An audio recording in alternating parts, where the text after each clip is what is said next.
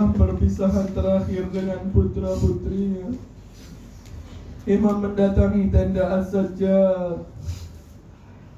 As-Sajjad melihat darah yang membasahi baju besi Abu Abdillah.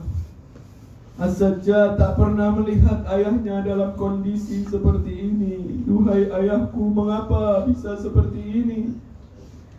Di mana kakakku Ali Al-Akbar? Di mana pamanku Abbas? Imam Hussein menjawab Ali, wahai Ali, Zuhair telah pergi, Burair telah pergi, Ali Abbas pun telah pergi, bahkan adikmu Ali Al-Asghar juga telah pergi. Tak ada lelaki di kemah ini selain engkau dan diriku, wahai Ali. Imam Sajjad dalam kondisi sakit kerasnya berusaha berdiri dengan berpegangan pada tiang-tiang kemah. Lalu ia berkata, wahai ayahku, aku siap membelamu. Aku masih belum meninggalkan dunia ini. Duhai putraku Ali, duduklah engkau. Engkau adalah imam setelahku. Lalu Al-Husain pun berpamitan dengan Ali As-Sajjad. Ayolah akhwa wal akhwat, tiada pemandangan yang lebih memilukan dari berpamitannya Abu Abdillah Al-Husain dengan putri-putrinya. Imam mendatangi kemah putri-putrinya satu persatu. Imam memanggil putrinya, ya Sukaina, ya Fatimah, ya Ruqayyah, ta'azza bi'azaillah, ta'azza bi'azaillah. Imam meminta mereka untuk tabah dan bersabar. Duhai pelipur hatiku, Allah tidak akan berpisah dari kalian di dunia dan di akhirat.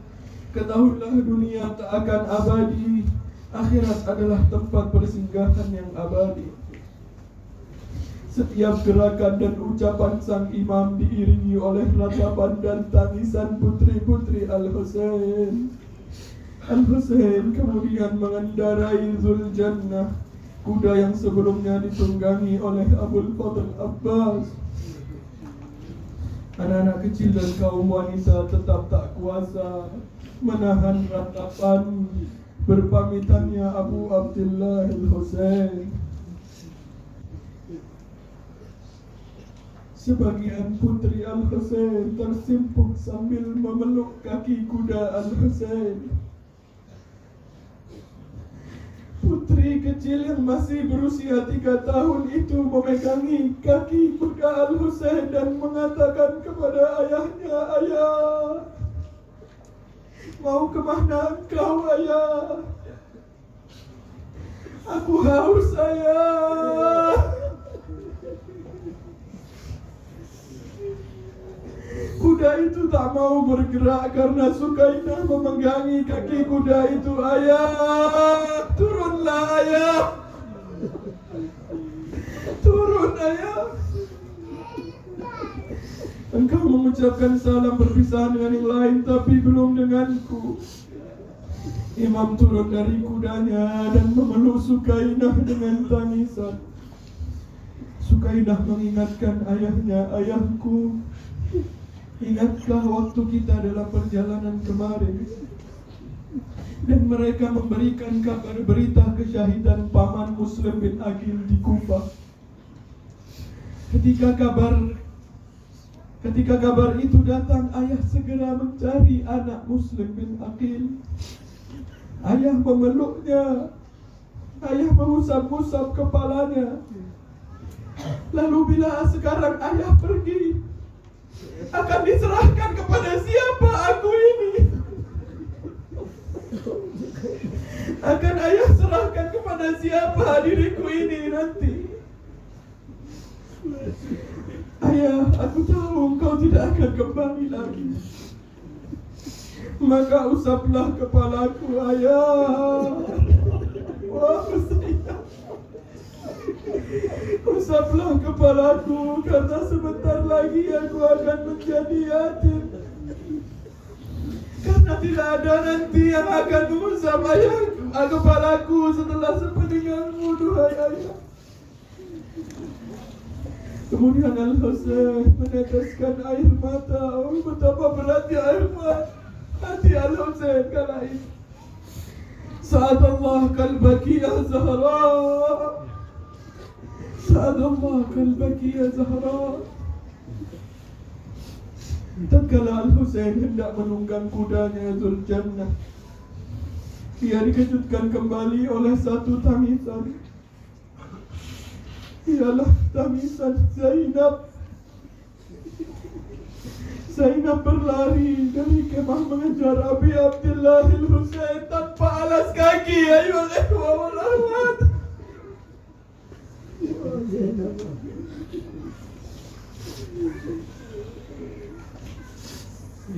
Imam Sajjad berkata, jika kalian ingin menangis, maka menangislah untuk bibiku Zainab.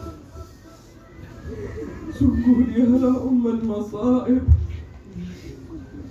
Ketika Zainab mengejar Al-Husain, ketika terdengar suara tangisan Zainab, suara tangisan itu disambut dengan suara gelak tawa pasukan musuh yang terdengar semakin keras. Maka bantulah tangisan Zainab ayuhai wal akhwat.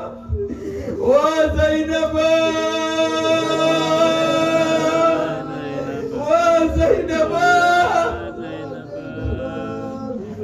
duhai abangku, berhentilah sejenak. Ada satu hal yang ingin aku sampaikan kepadamu. Dulu ibuku Fatimah Zahra berkata kepadaku, jika abangmu Husain akan melakukan perjalanan akhirat, ciumlah lehernya sebagai ganti dariku, wahai putriku. Mendengar wasiat Az-Zahra, Imam turun dari kudanya dengan air mata berlinang, memeluk Zainab, dan keduanya menangis terseduh-seduh. Tiba-tiba Zainab berbaring ke arah kiblat. Assalamu alayki ya ummah.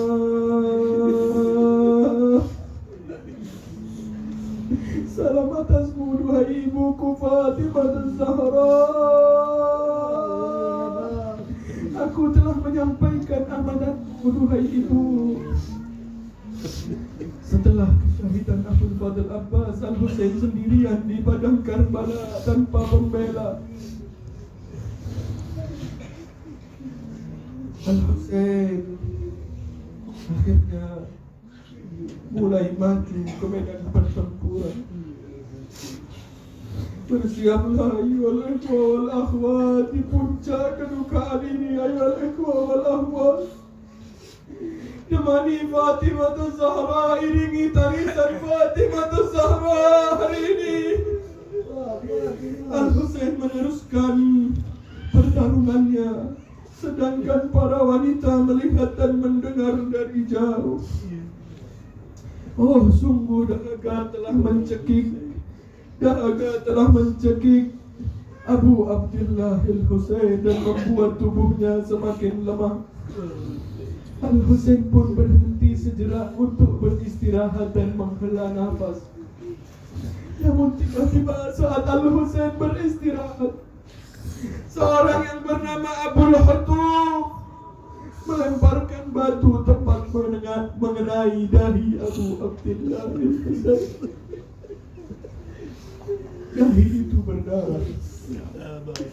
Abu Abdillah mengangkat sorbannya untuk mengusap darah yang mengucuri wajahnya. Dalam kondisi seperti ini, seorang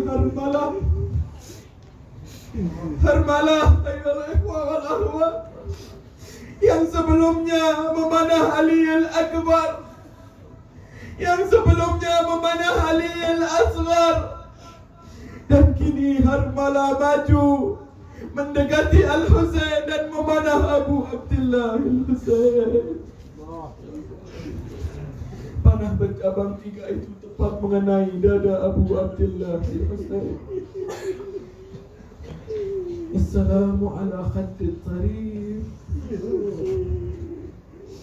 Salam atas pipi yang Al-Husain letakkan dengan perlahan di atas pasir panas Karbala, sambil mengucapkan Bismillah wa billah wa ala millati Rasulillah. Al-Husain telah tersungkur. Saat itu Al-Husain melayangkan pandangan matanya ke kemah wanita. Umar bin Sa'ad berteriak, kepunglah dia dari segala penjuru. Dan mereka pun membentuk formasi untuk menghabisi Abu Abdillah Al-Husain.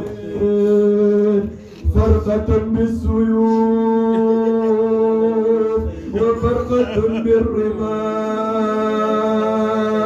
wa farqatun bisiham wa farqatun bilhijar. Ikhwan dan akhwat sekalian, mereka rombongan datang kepada Abu Abdillah. Sebagian ada yang membawa pedang, sebagian ada yang membawa panah, dan sebagian ada yang menusuk-nusuk dengan tombak, dan sebagian ada yang melempari Al-Husain dengan batu. Demi Allah, tubuh Al-Husain telah dipenuhi dengan luka, penuh dengan panah dan tombak dan sayatan pedang. Para wanita Ahlul Bait sudah tidak lagi mendengar kabar tentang Abu Abdillah. Zainab mendatangi kemah Ali As-Sajjad. Assalamu alayka ya ibna akhi. Al-Imam As-Sajjad berkata, wahai bibiku, bantu aku untuk berdiri. Kemudian Sayyidah Zainab membantu Ali As-Sajjad untuk berdiri. Antarkan aku ke pintu kemah, kata Ali As-Sajjad. Al-Imam Ali As-Sajjad berdiri dan menyingkap tirai kemah. Saat tirai kemah itu terbuka, Al-Imam Ali As-Sajjad berkata, la haula wa la quwwata illa billah. La haula wa la quwwata illa billah. Zainab bertanya, apa yang terjadi, duhai Ali? Ali As-Sajjad berkata, duhai bibiku Zainab, aku melihat ayahku terjatuh dari kudanya. Wah, Zainab.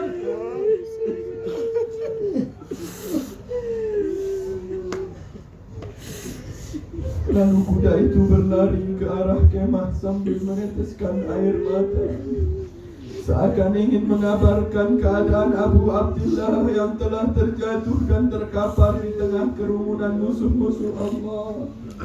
Ya Zainab, ya Sukainah, ya Ruqayyah, ya Ummah Kulsum, sungguh sang Maula telah terjatuh, sekarang berada di tengah kerumunan musuh yang bersiap menghabisinya. Sungguh saat itu Al-Husain mengumpulkan pasir Karbala untuk dijadikan sebagai bantal, agar ia dapat melihat para wanita yang sedang ada di kemah. Dan bersiaplah duhai para pecinta Az-Zahra untuk mendengar musibah ini. Bersiaplah duhai para pecinta Az-Zahra. Summa jaa ash-shimru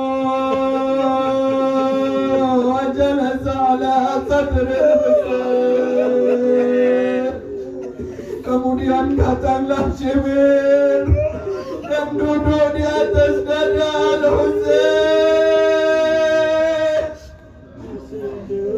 Dia menginjak-injak dada Al-Husain. Dia menekan dada Al-Husain dengan lututnya. Oh ya Husain, ya sahib al-zaman, bagaimana kami mengucapkan maktal ini ya sahib al-zaman? Tahukah duhai para pecinta Al-Husain, Al-Husain semakin mendekat dengan ajalnya, kebahagiaan Al-Husain semakin terpancar. Namun saat ini berbeda, karena Al-Husain harus melihat Zainab yang sedang menyaksikannya di bawah kaki Shimir.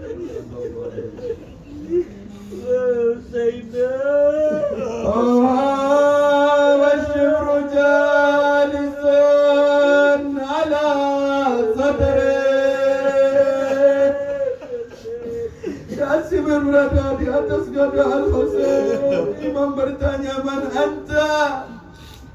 Siapa dirimu? Aku adalah Shimir. Ya Shimir, kata Al-Husain, "Hal ta'rifuni?" Tahukah kamu siapa aku? Shimir menjawab, "Aku mengenalmu. Engkau adalah Husain, putra Fatimah, putra Ali, putra Rasulullah." "Hai Husain," kata Shimir, "aku dengar ayahmu adalah pembawa cawan di Telaga Kausar. Mana sekarang ayahmu, wahai Husain? Membiarkanmu kehausan di sini."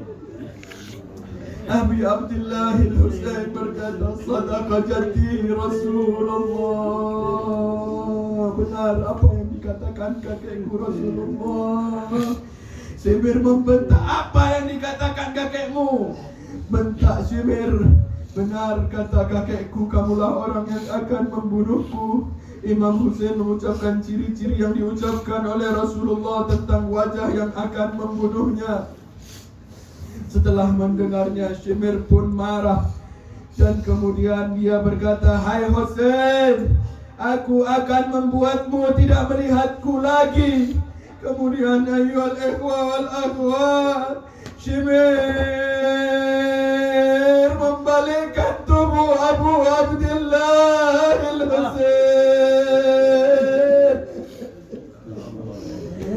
Shimir alaihi la'nah membalikkan tubuh Abu Abdullah dengan kasarnya, menjambar rambut Abu Abdullah dari belakang, menjambar rambut Abu Abdullah dari belakang. Wah Zainab,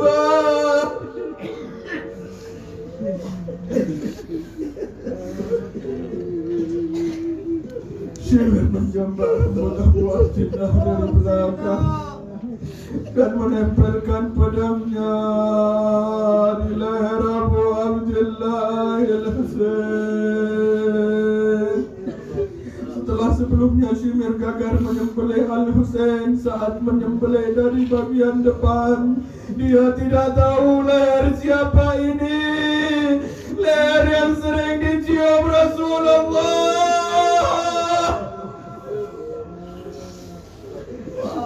Dengan perlahan,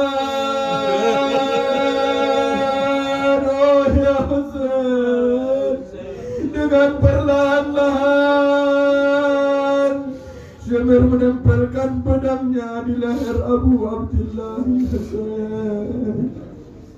Dengan perlahan-lahan Shimir mendorong wah Husainah,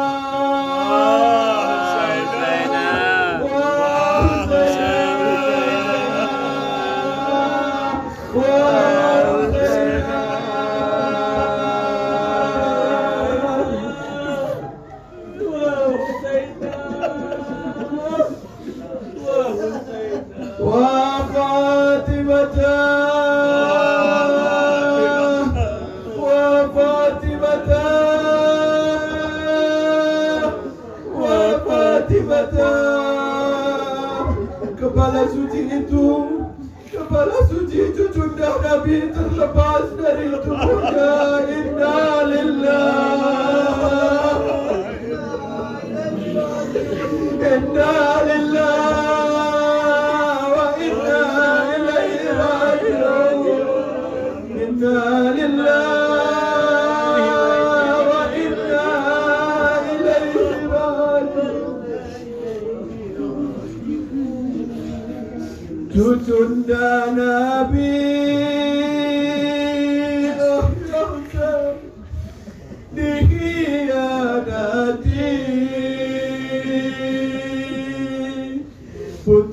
Haidar telah dizalimi,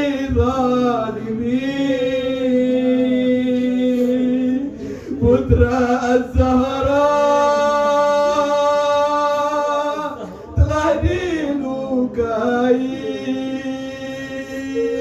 adik Al-Hasan